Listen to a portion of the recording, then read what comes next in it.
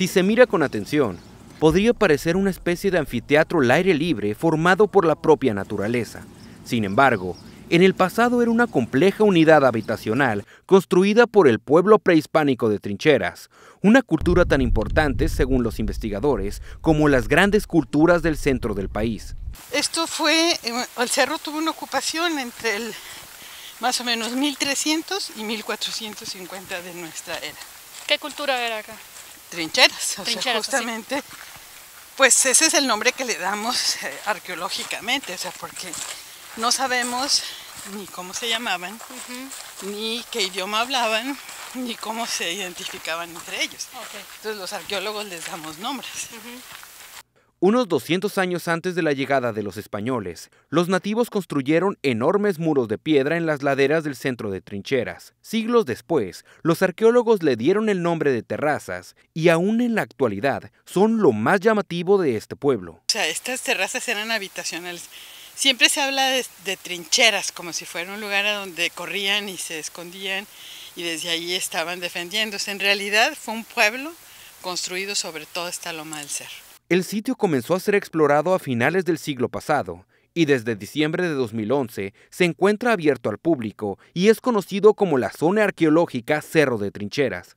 Entonces, estas investigaciones que se han hecho en Cerro de Trincheras por pues ya casi 40 años, o sea, porque empezamos en el 88 trabajando esto, es lo que nos permitió tener toda esta investigación previa para poder abrir la zona al público y ofrecerles lo que constituye un centro de visitantes. Para subir hasta la cima de la imponente loma, existe un sendero en zigzag que permite observar en distintos puntos del recorrido cómo era la vida en ese lugar entre los años 1300 y 1450. Entonces esta es la primera de las estaciones del recorrido.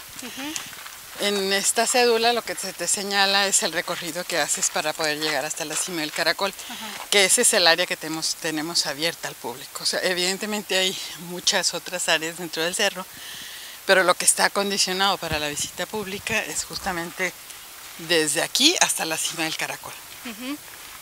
Y si uno sube hasta la cima del Caracol, ¿cuánto tiempo se lleva caminando? Como una hora más o menos. Según menciona la arqueóloga, los Trincheras eran agricultores de tiempo completo. Esto les permitía tener una organización tan compleja.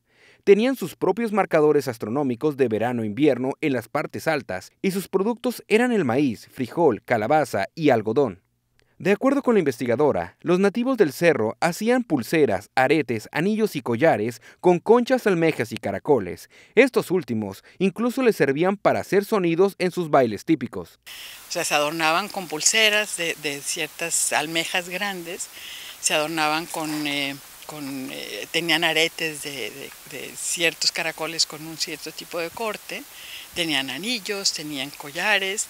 La cultura del Cerro de Trincheras terminó cerca del año 1450, antes de que llegaran los europeos, probablemente por factores climáticos o de violencia interna. Alrededor del 1450 hay una dispersión de la gente que vive en el cerro hacia comunidades menos complejas, o sea, empiezan de nuevo a vivir en aldeas más pequeñas y eso es lo que encuentran los colonizadores cuando llegan aquí en el siglo XVI, XVII casi, ¿no? Entonces sí, no es que desaparezcan los trincheras, sino que realmente van cambiando, adecuando las condiciones ambientales a su forma de vida, o más bien adecuando su forma de vida a los cambios que se dan en las condiciones ambientales, ¿no? 5 siglos más tarde, los vestigios del Cerro de Trincheras son la única zona arqueológica de Lina abierta al público en Sonora. Cuenta además con un centro de visitantes donde se exponen algunos de los restos hallados en el sitio y la interpretación que los investigadores han realizado en casi 3 décadas de estudio. Pero para Villalpando, la mayor valía de la zona es su aportación al entendimiento de este pueblo prehispánico.